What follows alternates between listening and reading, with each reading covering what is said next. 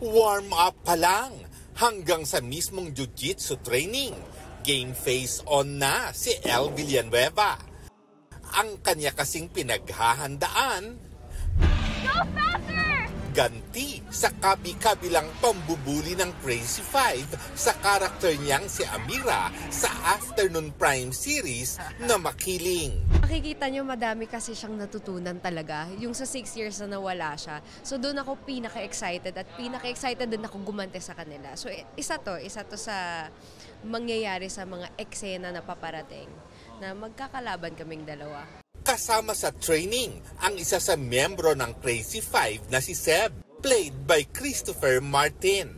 At ang kanyang hirit, Kay Myrtle ka nalang gumante. Kaya tayo nandito. Kaya yung Alam mo, nagkakasakitan. titular, nirequest ko to eh. Nirequest ko talaga. Wala nga Mag-jiu-jitsu dapat tayo. akong Dumayo pa ako, sis. bagamat may mga pagkakataong totoong nagkakasakitan si El, kasama ang katambal niyang si Derek Monasterio at ang Crazy Five sa set.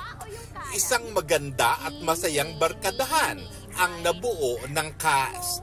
Nasa-separate din namin yung work sa playtime eh. Kapag naglalaro lang kami, kunyari pag lunchtime lang, minsan nga natutulog na lang kami. Pero other than that, kapag nasa labas kami, kunyari invite kami ni Direk Rado mag-dinner, ayun, babanding talaga kami. Yun yung pinaka-importante dito sa trabaho namin kasi sobrang masaselan nga yung mga ginagawa namin, more on physical contact talaga. So yung trust talaga sa isa't isa. Kaya ang pinaka-binuo talaga namin dito yung closeness naming lahat. Lars Santiago, updated sa showbiz happening.